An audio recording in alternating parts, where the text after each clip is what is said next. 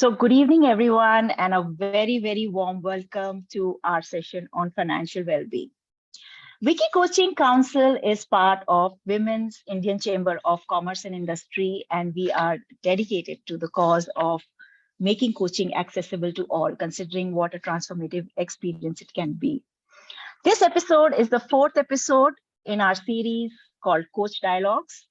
And the coach dialogues are targeted towards coaches, and we try to help and support them in making their coaching business successful.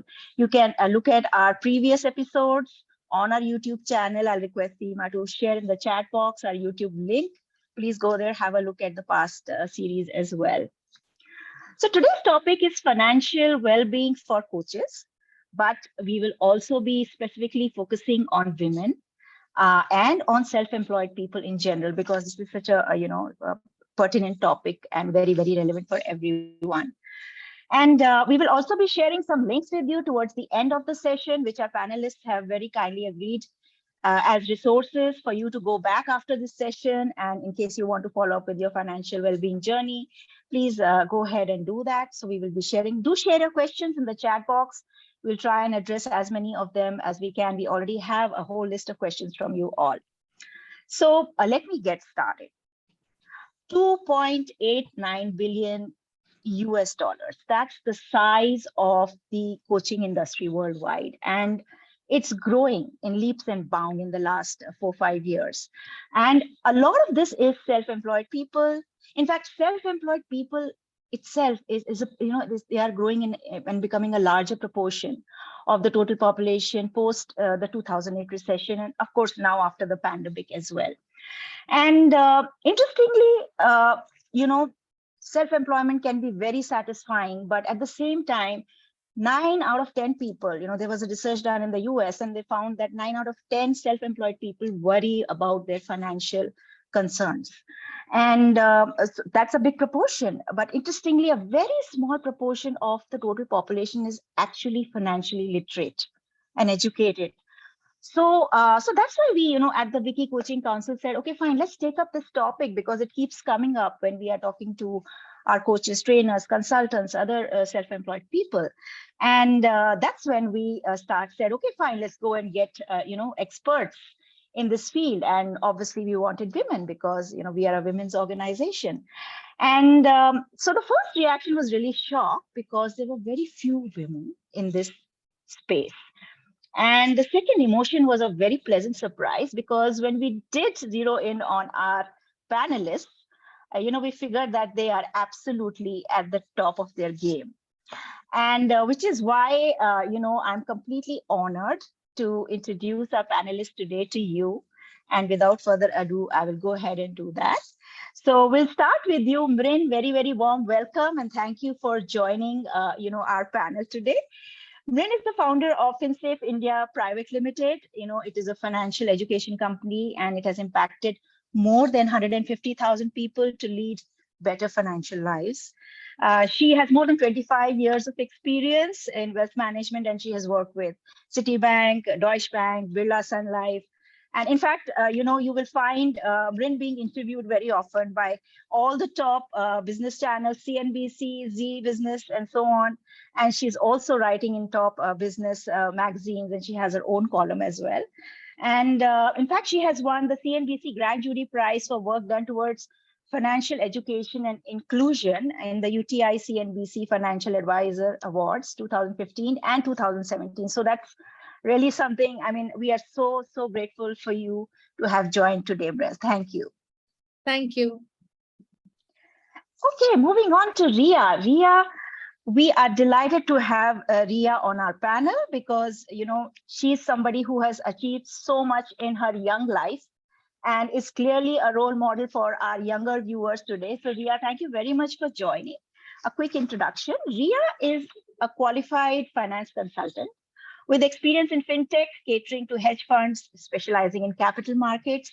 Her experience spans M&A, equity analysis, finance consulting, and project management as well.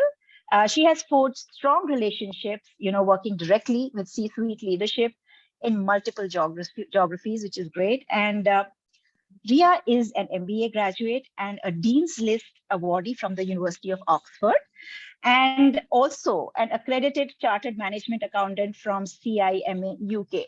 Ria, we are so happy to have you here, and thanks for being that role model for our younger generation. Thanks. Thank you so much, Samya. Very excited for the session. Same here, absolutely looking forward. And of course, Nita Menezes is here with us. Nita, thank you for joining. I'm really honored to introduce Nita. She is the founder at Financially Smart and co-founder and CEO at Money Prastha. And what's more exciting is that she's the national president for Wiki Financial Literacy and Management Council. So, yeah. She has consulted around 20,000 plus professionals on financial well-being over 3 decades. Nita is very passionate. I know that she's really passionate about financial literacy, and her aim is to make a meaningful difference to the lives of 1 million people globally. She has currently launched, by the way, her online course, which is called My Financial Freedom Blueprint. So guys, please go check that out. And will soon be publishing her book called Secrets of Financially Smart Women. So watch this space. And she is also a fitness freak, by the way. So she truly believes in health and wealth. So very warm welcome to you, Nita. It's great to have you on our panel. Thank you so much. It's a real pleasure being here and interacting with all of you. Absolutely. So I will request, so Seema from Wiki and Varsha are, and Shraddha are supporting us today in this, event. So Seema, please request you to share the LinkedIn profiles of Mrin, Ria, and Nita on the chat. All those who want to, get to know more about them can go there and have a look. So thank you for that. So let's get started. And, first off the bat, I want to get one question out of the way. And Mrin, I'm going to reach out to you and Nita as well. So both of you have worked in that space. So Nita, if I was to ask you first, why such few women in this space? What's happening there? I mean, what are your insights? What are the challenges that women face that very few are there in the financial planning and well-being space? So, Samya, my observation has been women are very awesome when it comes to saving. And we are multitaskers. We are able to do a lot of things. But somewhere when they feel that finance is, more about numbers, that's when I've seen a lot of women in the financial planning space where there is, a dearth there. And the reason being, I think financial planning is more not just a personal finance when I talk about, is actually more personal and less finance. The numbers are there. If you want information today, Google is available. You can just read the product brochure. But according to me, financial planning is more the emotional connect. You may have the fintech there, but that connect is required. And we need a lot of women in this space. Believe me, we require women, but somewhere that's been my aim, where I want to ensure more women understand it's just not about crunching numbers. It's much more in this space. It's more about connect. It's more about, talking to people. It's more about being there and understanding it. And we need more women here. And I'm sure women will do a fantastic job. Absolutely. I'm sure. Bryn, would you like to add to that, since you also worked with women? Yes, I think, women actually make really good advisors as well. The reason being that women are certainly more empathetic and more willing to listen. And I also believe that, given the fact that very few women investors themselves come out and make decisions or are involved in financial planning, I really think that there's a very big need of women financial planners.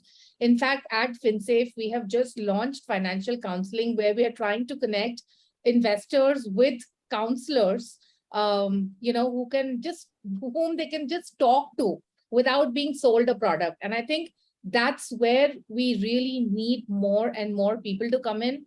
And I'm sure that a lot of women can actually make a very good career out of this.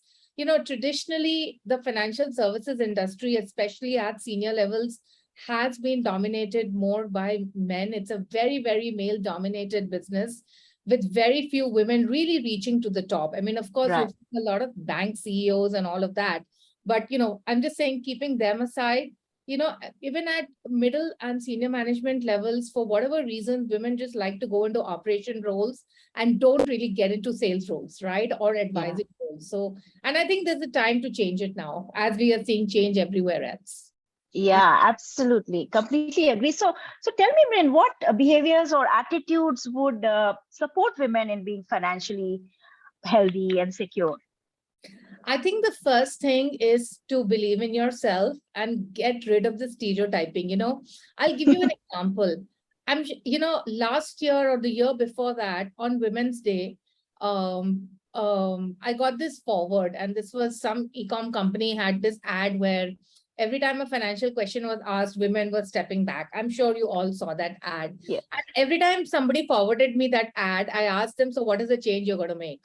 Right. And I think, it's very nice to see all this and talk about it. But unless you take that first step, you're not going to get anywhere. So I think the first thing is to say, it's okay, I'll manage it. If I can multitask and bring up children honestly, or if I can be a surgeon, or if I can do coding, honestly, if you ask me, that's all much more difficult than managing money, right? You need to be confident. You need to be not scared of losing money, right? And I think a lot of women get very turned off about losing money because they're judged about it. But you have to say this is part and parcel of money management. And unless actually you lose money, you're not going to gain knowledge, right? So really let go of the stereotyping. The other thing is take active interest and be involved. So you see in a lot of couples, for example, what I see is, okay, he's managing the finances, I'm managing the children, right? Now, with the self-employed as well, when women who have, let's say, a sole proprietorship, for example, or, who are self-employed with a small team, it's like, okay, I'm so busy running my business, but, the financial decisions are all taken by the men. So get out of that mode. You have to get into it, take all financial decisions yourself, whether it's to do with your business or it's to do with your finances. I would say, be like confidence, not being scared about losing money.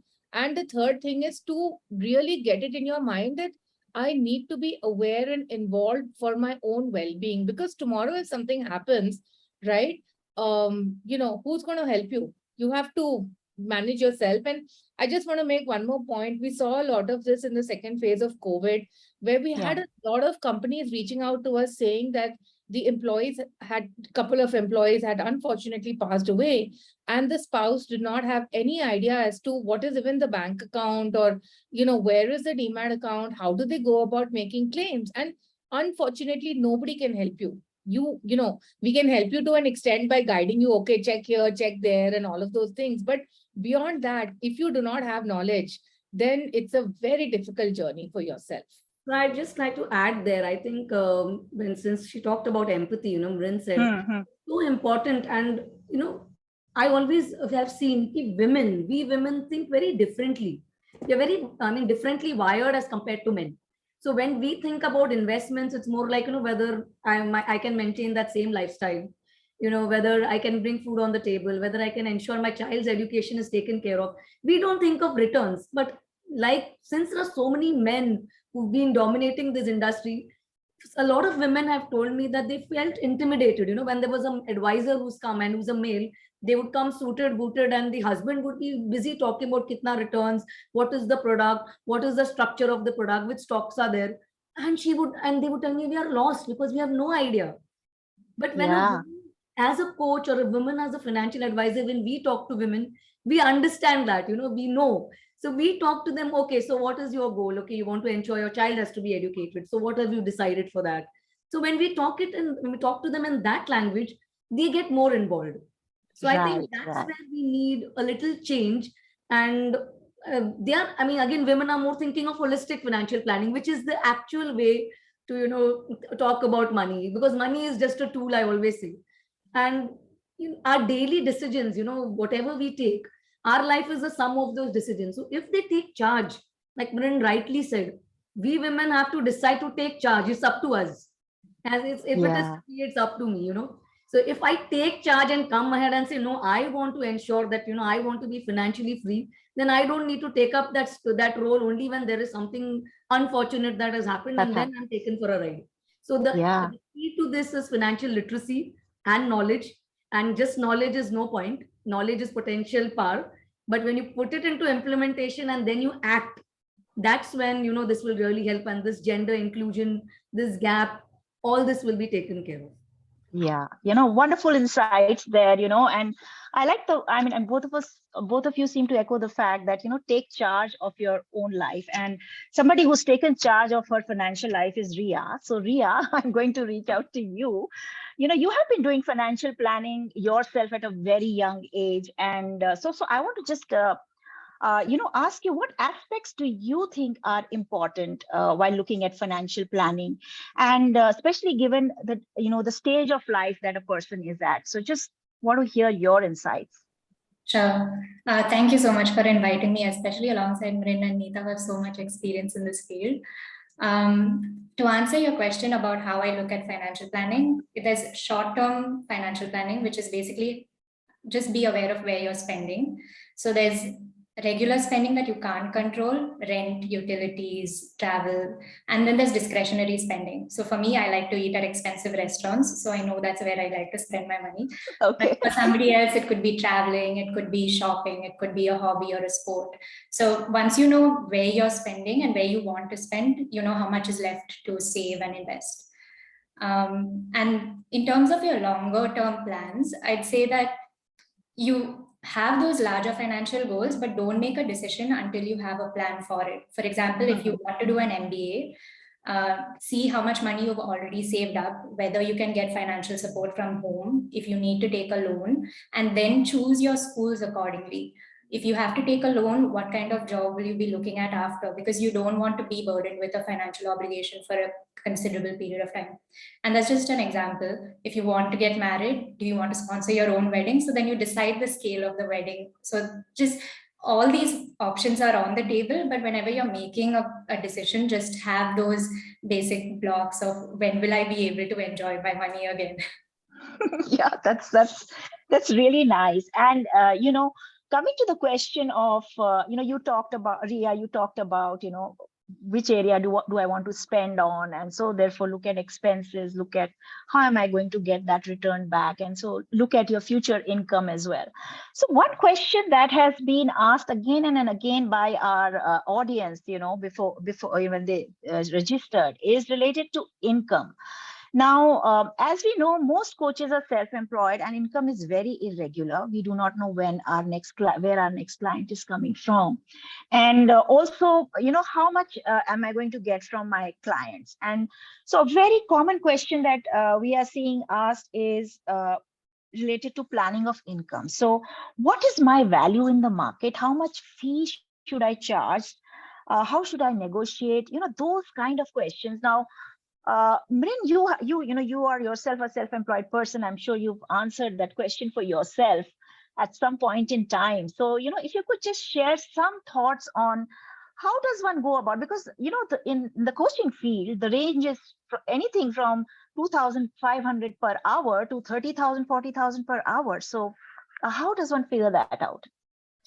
I'll answer the question in two parts, actually. So I think, it's really dependent upon your pedigree, of course, and your experience and, what you think you can charge. Sometimes it's also based on trial and error. You start charging something, then you figure out, where your market is basically. But I have to say this, that women generally tend to undervalue themselves, and women are very bad negotiators where money is concerned, for sure, right? So I always see this in women, and I'll tell you honestly, like even in my team, I'm not good at I'm not good at negotiating terms, but my colleague is. So I always Seriously, okay. if you have a team member who's better than you at doing this, then do that. But Right. before all of this, I would also like to say, because I think a lot of women coaches earlier were working. And I think, this is why it's also very, very important to plan this whole journey of moving from being salaried to being self-employed.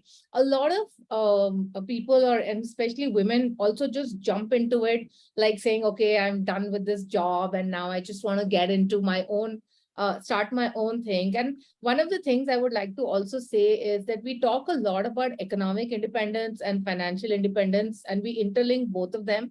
But economic independence is about earning a salary, and financial independence is like having enough to lead the life that you want to. And that is where you need to try and be before you jump into a business. So I just want to share my own experience in this. In my own experience, like I was running a financial advisory business earlier, and that helped me become financially independent. And it was only because I was financially independent, I could take the decision to start the financial education company with my own money, where I don't need funding. And at the same time, somewhere to an extent, it also allowed me to take the decision of not taking a salary, because I could use, I had my own personal funds to kind of see things through, right? So I think it's very important to actually plan to be financially independent or to be financially sufficient before you actually get into this journey. And of course, if you've gotten into the journey, then please do not undervalue yourself. Always ask for 10-15% more than what you think your value is, and then hopefully you'll get the right number. Yeah, I think you just hit the nail on its head, Bryn, when you say, there's a difference between the economic independence and financial independence. I mean, that's such a wonderful, demarcation that you made. And frankly, I had never looked at it that way. Yeah, so thanks for that. So on the same lines, that kind of leads me to the next question, which, in the same area, Nita, to you, because you're also self-employed. So, I start earning, I start saving. As Ria said, we start planning, but how do I know how much is enough? What is that? How do I arrive at that? Right. So just to add on to what Mrin was saying, I think first Yeah. I also wanted to share a little on that question. Yeah. It's about the coaches. I always feel everybody needs a coach. Mm-hmm. If you are a coach, a health coach, you need a financial coach. But I see sometimes even when we want to join, take up a personal coaching for health, we still think, should I pay? But we want to ask and charge. And Yes. that's where, if you cannot pay, you cannot charge. That's where sometimes that, gap comes in between. If someone is giving value and if I know that is going to help me reach my goal or achieve the results, then I should be able to pay, because then when that coach is coming to me with experience of, maybe 20 years, 30 years, crunched together, maybe in a course, or, he's hand holding me and guiding me, where I can reach that thing faster. Will I pay or no? Or will I wait to learn from experiences and read books and then take 10 years to achieve that same results? So, sometimes the mind block is within us. And in women, and in India, I normally have felt people say people don't want to pay. Yes. So, in fact, whenever I had experienced this, because when you give value, okay, and when you sell yourself, you have to sell you have to sell them the outcome. If you're just going to give them knowledge, people will say, fine, I'll get knowledge from reading a book. But if you're able to show them and you're able to walk the talk, like Mrin said, even I have done that. I prepared my plan first. I did my financial plan when I realized I wanted to move from a corporate to being a professional or having my own business. It didn't happen overnight. Today everyone talks about being a business owner. They say, oh, I want to retire at 40 and start a startup, and there is a lot of funding available. But no, it's not that. It's no quick formula. You need to build your corpus and then take that step, because it's not, the grass is always greener on the other side. Business people feel, oh, the salaried people, they are so lucky every month that that sound comes and the money is into the bank account. The salaried people feel, oh my god, they are so free, they can work at their own time and they don't have to worry about reporting to office, traveling and all that stuff. So the grass is always greener on the other side. So it's actually first the mindset has to be tweaked, and I think there are a lot of mindset coaches. So I feel always we need to take help of different coaches, and everybody needs a coach. Even Sachin Tendulkar needed a coach. If he would say, I'm the best, why do I need someone to train me? Then why would he have the coach that he had today, who actually helped him? And he was not a top cricketer, he was a coach. So a coach is someone who brings out the best in you, and the coach can actually charge. So how much is enough? Coming back to the next to the question you pointed to me, Samya, is how much is enough is what you need to understand by seeing it today. Like when I understand someone says, okay, I want to retire at age 45 or age 50. The first question I ask them is, today, what are your expenses?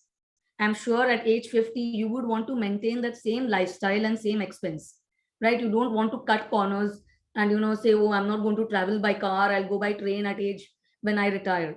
So on that basis, I first check inflation, and inflation, which is there, is a silent killer, which people are not aware of. 100 rupees somewhere in 1990, if you see today, what is the value? It's, you will get very less products with that same rupee, with the same 100. True. So we Yes. have to factor inflation. So when we understand how much is enough, we do this exercise with our clients to understand where you are today, where you want to go. We first then understand, okay, what is your life, your expense as of today? With inflation, we'll say, okay, if today you're saying 50,000 is going to be enough, at your age, and if you're saying 30s, 20 years down the line, when you're going to be 50,000 is actually going to be some 1.5 lakh or 2 lakh. So you have to plan for that, not for 50,000. True. So we do calculation and we tell them, okay, for this, we do a calculation to understand what is the corpus you may require, because, life expectancy is high, you may live till 90. So we say, so what is the amount that you will require? Then we do a back calculation to understand, okay, if you need that corpus, how much would you start saving from now? And not just saving, investing so that you reach that target. So, it's an entire exercise which is done, and there's no cookie cutter formula. There are a lot of platforms which say, just put I in can imagine. Yeah. It's a lot of factors yeah. involved, behavior involved. Based on that, based on the risk, based on the investments, then we prepare a plan. So how much is enough is different for different people. And that's where the coach is very important. A financial coach actually takes you to that process and guides you through every step. Yeah, thank you for that. So we help them. Right, absolutely. So we talked about mindset, we talked about planning, we talked about, how we all need a coach, and there's no cookie cutter answer to that. So let's say, one goes through all those steps. Let's delve a little bit deeper into, financial fitness. And Ria, I'm going to direct this question to you, because a lot of our audience members have asked, they've said, share some simple tips to stay financially fit. Especially for our younger audience, and even our older audience, some tips that are simple to understand. If I was to ask you, what would you suggest, Ria? Sure. So one thing is just live within your means, well within your means, and don't. Since I'm from the financial services world, I know that there's jargon that normally alienates people. You'll hear asset allocation, rebalance your portfolio, but all it's saying is don't put all your eggs in one basket. So I think if you just the advice that I got from my parents was take your age and deduct it from 100, and then that's the amount that you should invest in equity, and the remainder should be in debt, so that as you grow older, you invest in more fixed deposits and instruments which give you a steady return, and your risk is lower. And you don't have to choose the stocks yourself, because if you're a working professional, that can be difficult. So I use mutual funds and SIPs. And to access them, you can go through your banking apps. There'll be an investment section, and they'll give you a set of recommended mutual funds, and you can see transparently what is the rate of return that they've generated, what are their top 10 holdings. You can see which kind of stocks they're investing in. So you get large cap stocks, which have a lower risk, small cap stocks, which are growth stocks. So if you know what your risk appetite is, then you can accordingly invest without doing all the heavy lifting and the homework over there. And some resources that can be useful: there's money control, value research, and if there's any terms that are complicated, Investopedia is really helpful. When it comes to tax filing, ClearTax has become really popular, especially among my age group. And yeah, so I just say, don't be scared to invest. But if you don't understand some instrument, I don't invest in cryptocurrency at all because I don't understand it. So stay away from those, and just don't put all your eggs in one basket. Yeah.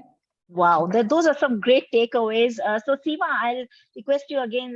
Ria has already shared those links with us. And for those who are just starting off on their, financial fitness journey, you can just have a look at the chat, and those links we'll share with you, so that you can, go to these sites. Yeah, so just following on from that, Mrin, I'll go to you, in terms of, specifically self-employed people who do not have, access to insurance, to pension, to, any kind of social security, the PF, etc. So irregular income. What kind of investments? So Ria already talked about, the risk appetite and things like that. But let's delve a little bit deeper for our audience. If you could just share some insights on what kind of investments should coaches, self-employed people look at to secure their financial well-being? So, firstly, I truly believe that they need to have a financial planner, because the problem today with most investors is that they just invest in a very ad hoc way. So gold has done the best this year, so I'll invest in gold. Markets are down, so I will exit my SIPs. That's the typical trends that you see, right? And I think it's really important, first of all, for you to have a financial planner who can actually draw up a financial plan and guide you through your, life goals, your financial life goals, let me rephrase that, and help you try to achieve them, right? So that's what the financial planner does. Unfortunately, everybody thinks the financial planner is only here to tell you the list of schemes, but there's a lot of process before coming to the list of schemes, which is where the financial planner would add value. I would also say that, it's important that, as far as your tax filing is concerned, I would also say that please do it through a chartered accountant, because it's getting more and more and more complex right now. And the penalties for refiling and all of that are very high. So that's one bit. Now, in terms of where do you invest? So of course, you need to invest as per goals. There is no one allocation that fits all, right? So you'll have some money in fixed return instruments. You should have some money into risky instruments like equities, because that's where you can get a good amount of growth in the long term. And of course, you need to have some amount of money in gold. Now, the allocation to these three asset classes is dependent upon your financial goals. For example, somebody who has goals which are in 10 to 15 years can take on equity, but somebody who has goals in the next 3 years cannot invest into equities because it's too short a period, right? But as such, from a product perspective, I would say you have a wide variety of mutual funds, like you have debt funds, you have equity funds. I truly believe that, people should just stick with mutual funds rather than trying and buying stocks themselves, because there's 7,000 stocks. How do you know what to buy, when to sell it, right? And stuff like that.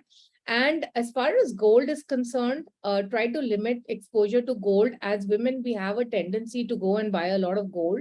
Especially the worst form of buying gold is jewelry, and diamonds is even worst, right? So Oh, just yeah, interesting. diamonds is the worst I because hope all the women out there are listening. Yes. Yeah, the best way to buy gold is, of course, the sovereign gold bond. There's a series open right now, or the gold ETF. These are good from gold investment. I actually believe that, like, this is my personal belief, that I don't want to buy jewelry that I'm just going to go and keep in the locker, right? Which I'm never going to use. So I'm only buying right now whatever I want to wear. But the rest of my money, of course, I prefer to invest it in equities. But I'm just saying, don't overload on the jewelry aspect, because there's a 30% overhead charge that you're making, that you're spending. So for every 100 rupees that you spend on that jewelry, 30 rupees goes in overhead charges, right? So it's not worth it. The last point I want to say is you have to take exposure to equities. Today, with the average inflation being between 6 to 7%, if you want to beat that, your fixed deposits, insurance policies, none of these things are going to beat that, right? And the only way that you can actually do it is by having some amount of allocation through equity funds. There are simple, if you don't know what to do, you can just buy a simple index fund. Don't complicate your financial situation. See, this is another thing that I see a lot. We love to complicate our financial life. There are simple instruments, just FD, index funds are actually, and a PPF are actually just good enough. But of course, you need the guidance of a financial planner. Yeah, absolutely. So we heard from Rin what are the different classes one can invest in, and of course, it has to be linked to our goals. And having a financial planner obviously helps a lot. And of course, I would like to just, yeah, Nita, I was just coming to you. Please do chime in. Like, Yes. A lot of people come and tell me, when we meet a lot of clients, they come and they tell us, okay, we've got 1 crore to invest. Where should I invest? And I want returns. But they don't understand, like, first thing that you need is to understand whether the risk is taken care of. The emergency fund, which is required to keep, like in the pandemic, we've really seen where a lot of people had money in equity and they thought now the markets may fall. So they actually pulled out their money and they were waiting for the markets to go up. And that's when Right. we always say common sense is the most uncommon thing, because the markets have to go up and down. You cannot time the market. You have to be in True. the market. So it is important that you need to invest in equity. But before that, we need to ensure that you have your risk in place. And risk Yes. management starts with first your emergency fund, where you need to keep at least 6 to 9 months of your expenses in a FD, a liquid fund, a liquid mutual fund, because it is available to you within 24 hours. Post that, then you have to ensure you have adequate health insurance. A lot of people did not have health insurance. They had money in, equity, they had money in gold, they had money in all other asset classes. So health insurance is so important. And when the bills, when people were admitted because of COVID, and the inflation, medical inflation was almost at its peak this time. And it has been growing. Medical inflation is one, education inflation is one. People don't think about it. So when we plan, whenever planning is done, it's not just about the product. The product comes last. So as I said, you can read a brochure, you can go on Google, you will get all the information. It's like going to a chemist and saying, okay, I want a crocin because I have a headache. But the problem could be actually acidity.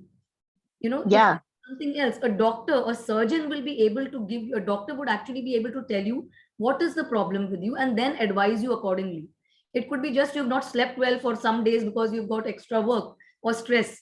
So that's where, a financial coach, a planner is very, very important. And that is the value they bring to the table. Products can be availed anyhow, it can be, you can get information, but a lot of people get into mis-selling. They True. buy products which, I've seen a lot of people in mixing investment with insurance.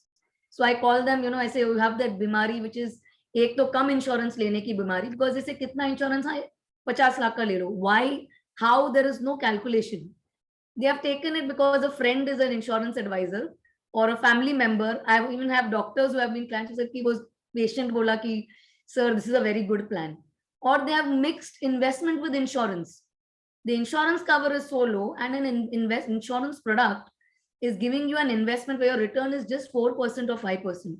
So equity is so important. And the best way today is to invest to equity mutual funds. If you do not want to take too many risks, I'm an example of that.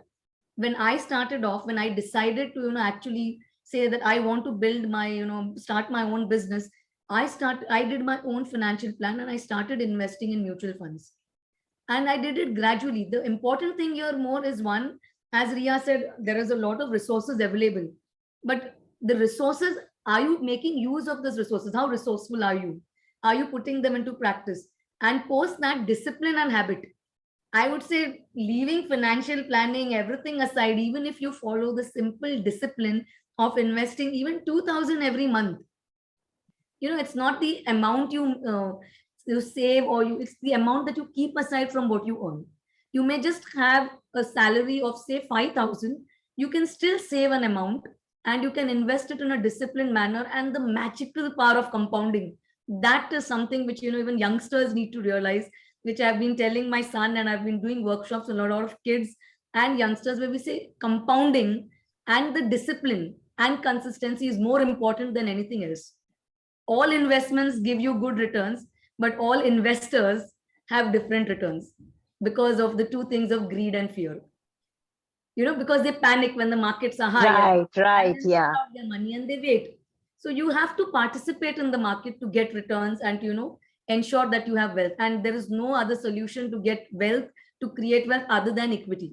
So either you Yeah. do it through stocks or you do it through mutual funds. It is important, but more important is discipline and consistency, and having smart financial habits.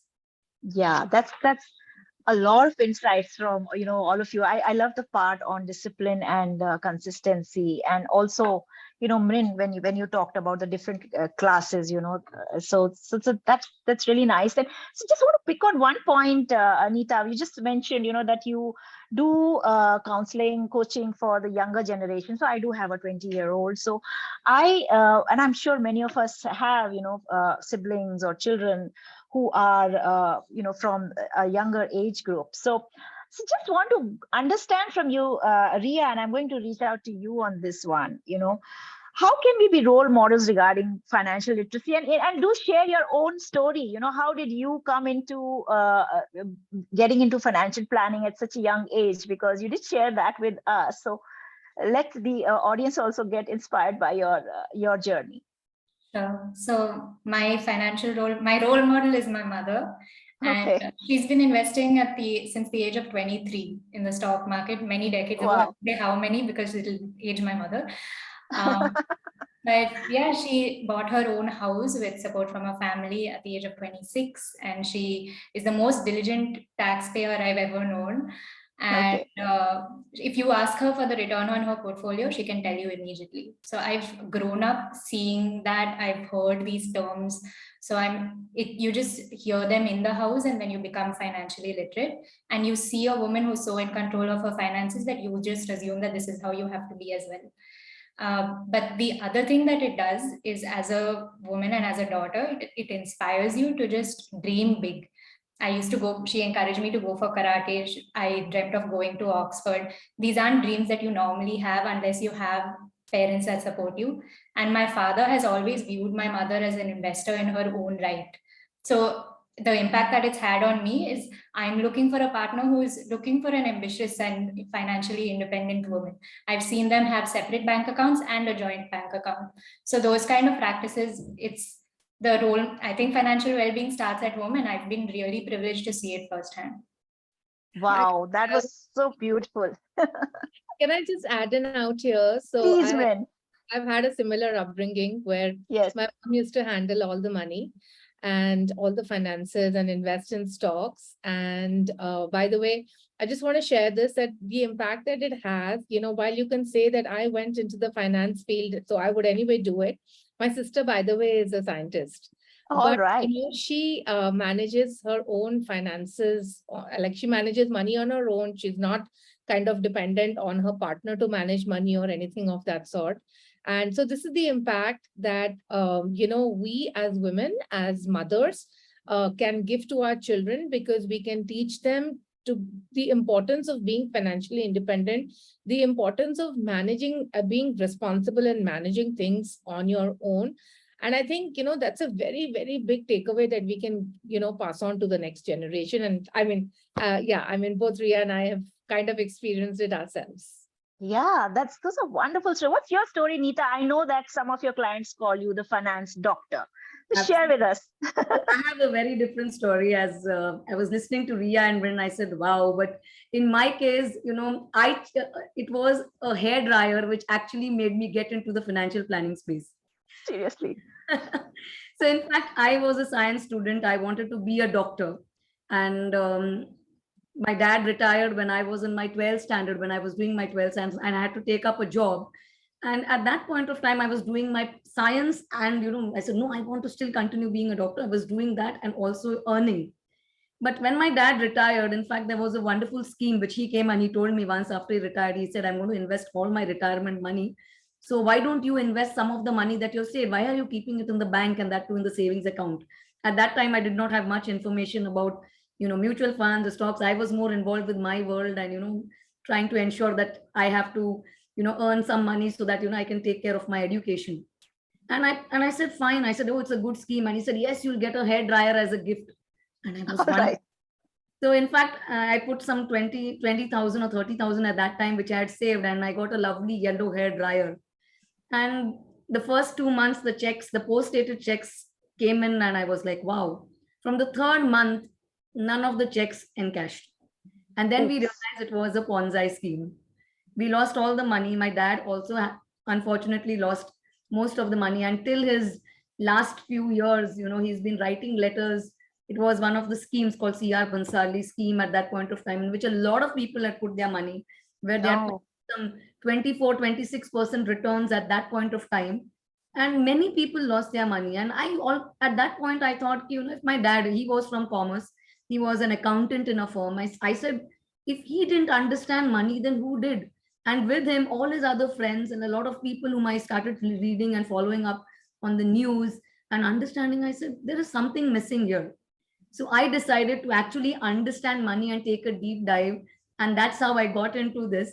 And as Samya said, yes, I have a lot of surgeons today who are my clients, and they have named me the financial doctor. They said, good, you didn't become a doctor because we needed you, because we never learned Wow. financial planning and money management in MBBS, and you should go and teach more children and more people, and also go to the schools and colleges, which I'm actually doing now, even Wow. financial literacy of Vicky.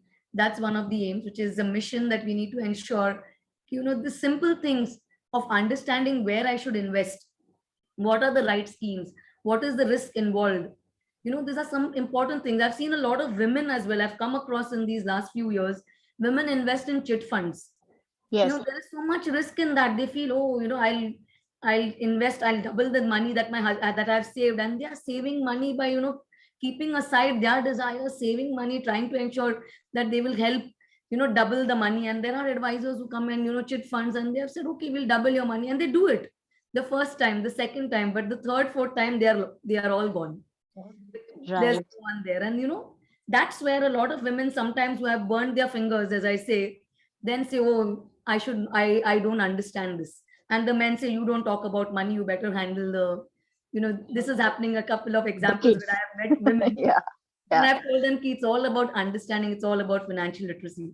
So yeah, I Yeah. did it the hard way. That's what I said. When I said insurance, I went into the depth. I did my fellowship in life insurance then, since I had joined an insurance company.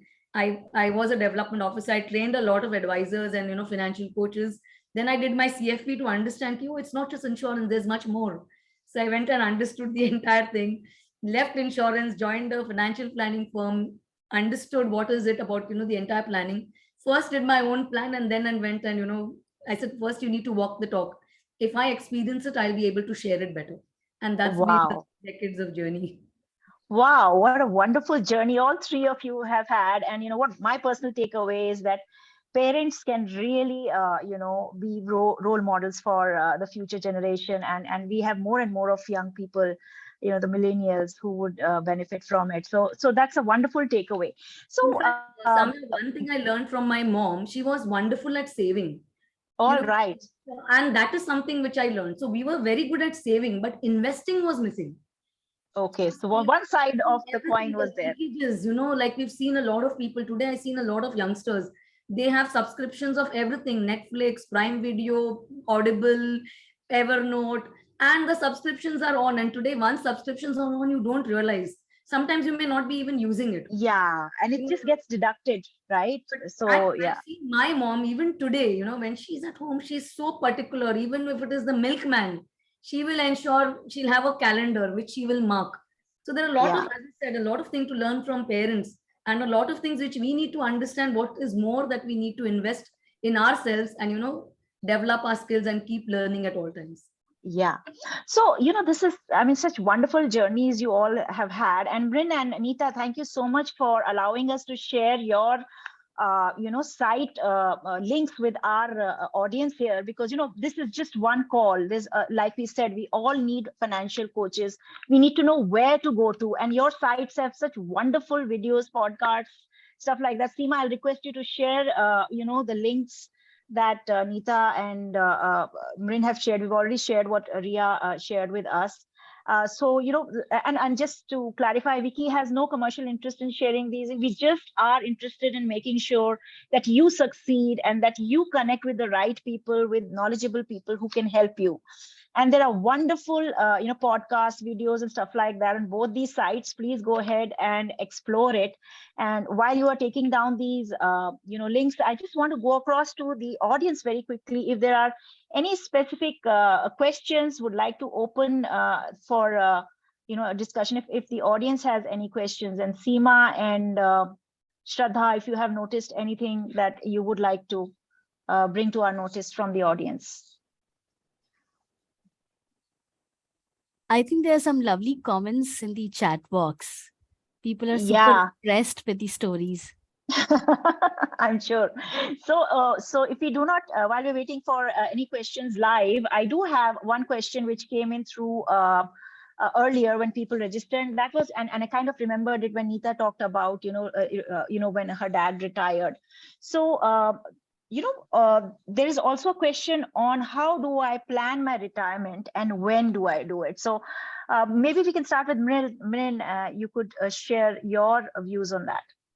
Yes, so actually, I'm sorry, I forgot to share the link to my vlog. I do have a vlog. Please share. Please. Yeah, for people who want to start investing, and it's a chronological blog on the steps that how you can start. So budgeting, emergency, security, and all of those things.